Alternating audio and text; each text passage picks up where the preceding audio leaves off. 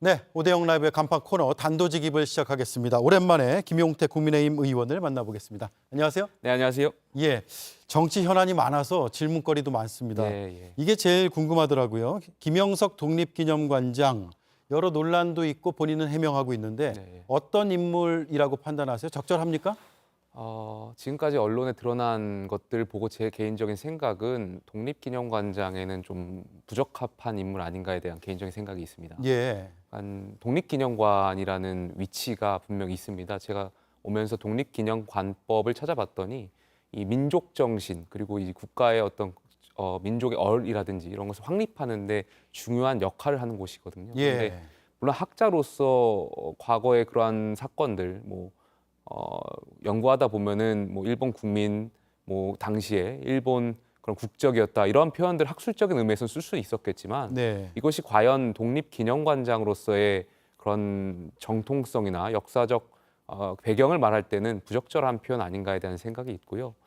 계속해서 여기에 대해서 광복회라든지 순국선열에 대한 후손분들이 굉장히 비판적인 목소리를 내고 있는 거 아니겠습니까? 그럼 네. 이분들의 목소리를 잘 귀담아 듣는 것이 또 보수 정당이 나아가야 할 길이라고 생각합니다. 네, 그러면 이제 임명을 한 상태인데 예. 내일 그래서 광복절 경축식도 거의 쪼개져서 이루어질 것 같단 말이에요. 예.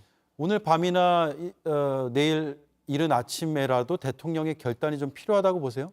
저는 대통령께서 지명 철회를 하시는 게 맞다라고 생각됩니다. 예, 왜냐하면 지금 보수 정당 특히 대한민국은 이 호국 정신, 독립 정신, 민주주의의 큰 세 가지 정신의 위상을 정립하는 게 굉장히 중요하다고 생각해요. 네, 저희가 독립 정신으로 나라를 세웠고 호국 정신으로 나라를 지켰고 또 민주화와 산업화를 통해서 대한민국 발전을 이끌었던 거 아니겠습니까? 예, 그렇기 때문에 이 세 가지 가치와 정신이 아직도 많은 국민들께 상처로 남을 수도 있고 굉장히 그러한 부분에 있어서 정치인들이 발언을 신중히 할 필요가 있는데 네, 애매한 표현들 또 우리의 역사관이라든지 민족적 자부심을 훼손할 수 있을 그런 자칫한 그런 발언들을 하는 것에 대해서는 굉장히 단호한 입장을 보여주실 필요가 있다라고 생각합니다. 네.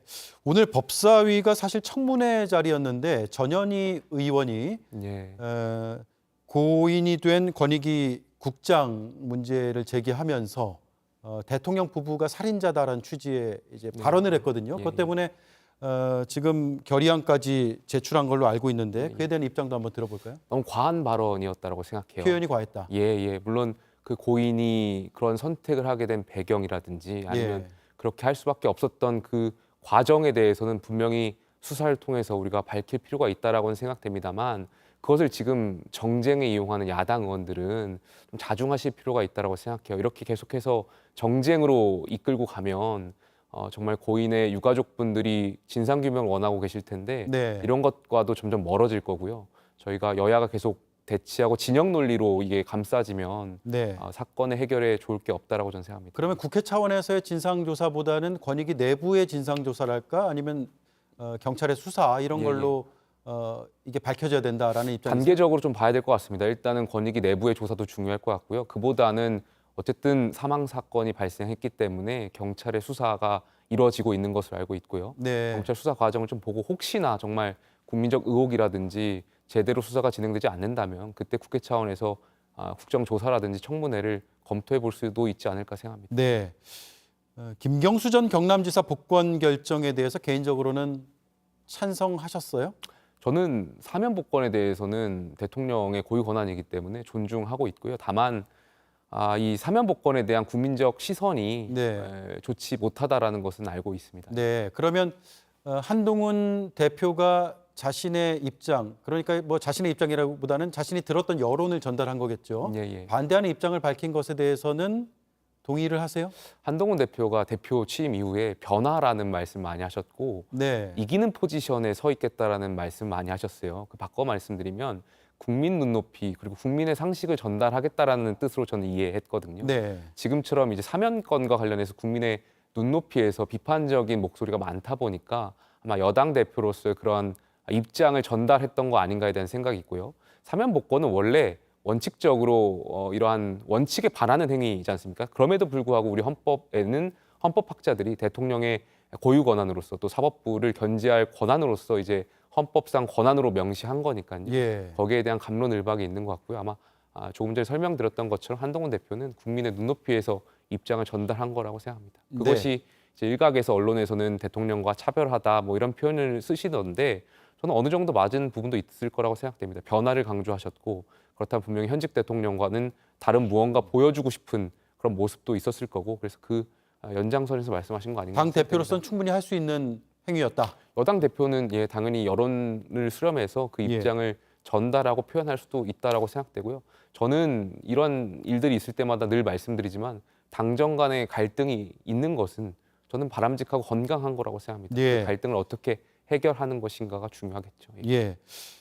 김용태 의원이 전당대회 과정 중에 이런 얘기를 한 것으로 보도가 됐더라고요. 한동훈 후보가 당대표가 되면 결국 대통령실에 레임덕이 올 수도 있다라는 예, 건데 지금 생각도 비슷하세요? 원론적인 말씀을 좀 드렸던 것이고요. 결국에는 미래 권력과 현재 권력이 충돌했던 전당대회였고 많은 국민들께서 미래 권력, 이대로는 우리가 정권 재창출에 어려울 수도 있겠다라는 판단이 있어서 네. 미래 권력에 대한 손을 들어주신 것, 변화를 하자고 들어주신 것으로 저는 이해했고요. 그것이 어떻게 보면 권력 구도상에서는 현재 권력과 미래 권력이 계속 충돌할 가능성이 있는 거 아니겠습니까? 그것이 네. 조금 전에 말씀드렸던 당정 갈등으로 표현될 텐데 그러한 것들이 앞으로 권력적인 측면에서 계속 발생할 수 있다고 생각합니다. 예. 그러겠죠. 여러 현안에 대해서 예. 의견이 일치가 다 되지는 않을 수 있으니까. 예, 예. 이재명 후보가 지금 민주당 대표로 당선이 거의 확실한 상황인데 네. 영수회담 이야기가 이제 민주당 쪽에서 이제 제시를 했고 용산에서 이걸 받아들여야 된다고 보세요? 저는 정치와 정책은 분리해야 된다고 생각해요. 정치와 정책이. 정책은 분리해야 된다. 그러니까 앵커님 말씀에 답을 드리면 당연히 영수회담 하셔야 된다고 생각합니다. 네. 그것이 형식에 뭐 대통령을 만나기 전에 여당 대표를 먼저 만나고 오는 것, 뭐 아니면 바로 여당 대표가 대통령을 만나고 한 그 형식이 중요한 것이 아니라 뭐가 먼저고 뭐가 나중이고 이거 중요한 것이 아니라 국민 앞에서 정말 민생을 두고 여야 그리고 대통령이 함께 만나서 만나는 장면들은 많을수록 좋다라고 생각되고요. 네. 저희가 이번 22대 국회가 빨리 개원했습니다. 예년에 비해서. 그러다 보니까 방송사법이라든지 저희는 이제 13조 현금 살포법이라고 명명하는데 그런 법안이라든지 이런 것들이 통과되면서 여야가 정쟁으로 계속 이끌어졌고 대치했던 장면들이 많았습니다. 그건 정치적인 측면이 있는 거고 여야 간의 가치가 대립하고 있는 거기 때문에 싸울 수도 있다라고 생각합니다. 다만 저희가 이제 금투세 폐기라든지 아니면 간호사법, 반도체법 이런 여야 간의 이견이 최대한 없는 법안들, 민생 현안에 대해서는 정책적인 측면에서 여야 그리고 대통령이 만나셔가지고 네. 법안을 입법 부분을 보완하는 것은 굉장히 중요하다라고 생각합니다. 그러면 정책을 의제로 한 영수회담은 많을수록 좋을 수 있다. 예. 다만 예. 이제 지난번 영수회담을 보면 이재명 대표께서 그 A4 용지를 들고 오셔가지고 이제 대통령을 앉혀놓고 그랬죠. 약간 망신 주려고 하는 것도 보이고 그랬던 것 같은데 그러한 것은 서로가 좀 지양해 주셨으면 좋겠고요. 예. 허심탄회하게 대통령하고 제1당 다수당 아니겠습니까? 만나셔가지고 의논할 것이 굉장히 많을 거라고 생각합니다. 왜냐하면 헌정사에 저희가 87 헌법 체제 이후에 여소야대 상황들이 여러 번 있었습니다만 제1야당이 이렇게 많은 의석을 가져간 적은 제 기억상 처음인 것으로 알고 있습니다. 네. 그러다 보니까 대통령 권력과 의회 권력이 적대적으로 충돌하고 있는 상황들이 계속 벌어지고 있는 것이고요. 이것이 필리버스터, 본회의 의결, 또다시 제2요구권, 폐기, 이 메비우스 띠 같은 이 현상에서 못 벗어나고 있는 거 아니겠습니까? 네. 그래서 정책적인 측면에서는 대통령과 야당 대표가 또 두 분이 만나셔서 해결해야지만 여야 국회의원들이 또 합의할 수 있는 룸을 열어주는 부분도 있는 것이거든요. 그래서 두 분이 좀 만나셔서 이야기하는 것은 전 좋은 네. 현상이라고 생각합니다. 무한 반복을 좀 깰 수 있는 방법 중에는 아주 효과적인 방법이 될 수가 있겠군요. 예. 지난번 저희 프로그램 출연하셔서 용산에 제가 직언을 하신다면 어떤 직언을 하시겠어요? 라고 질문을 했는데 예. 만인은 법 앞에 평등하다라는 말씀을 하고 이 자리를 떠나셨습니다. 예. 오늘 직언을 한다면 뭘 하시겠어요?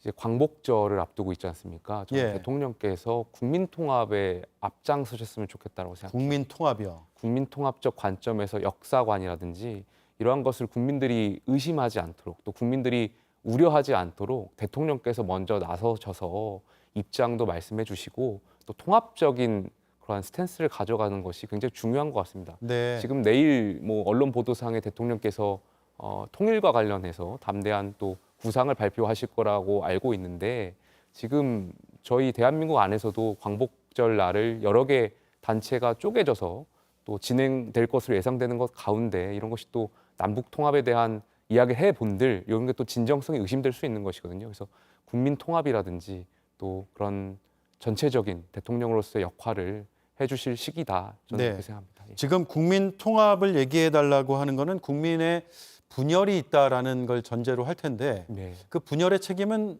누구에게 있다고 보세요? 뭐 정치권과 또 대통령한테 모두에게 있다라고 생각합니다. 여야와 뭐- 용산 대통령실까지도 다 책임에서 예, 무관하지 않다. 예, 대통령께도 분명히 있을 거고요. 또 예. 여야 정치인들한테도 있을 겁니다. 저희가 이러한 어떤 특정 사건이 발생하면 정치인들은 갈라치기하고 정쟁을 유도하고 그럼으로 인해서 프레임을 설정하면서 반사이익을 얻고 하는 부분도 분명히 있거든요. 네, 그렇게만 하다가는 대한민국의 정치 발전이 저해되는 것이고 최근 몇 년간은 거기에만 몰두했던 것 같습니다. 그래서 이제는 정말 대통령께서도 또 여야 정치인들도 통합하겠다라는 예. 그런 선언과 또 마음 가지고 정치를 이끌 필요가 있지 않나 생각됩니다. 특히 광복절 하루 앞둔 오늘 굉장히 절실한 말씀 좀 드리고 싶습니다. 네. 다음에 출연하시면 제가 그날은 또 어떤 직언을 할지 예, 여쭤보도록 하겠습니다. 예, 오늘 알겠습니다. 예. 바쁘신 와중에 여러 새로운 시각의 이야기를 들려줘서 고맙습니다. 네, 또 뵙겠습니다. 감사합니다. 감사합니다. 네. 네, 지금까지 김용태 국민의힘 의원이었습니다.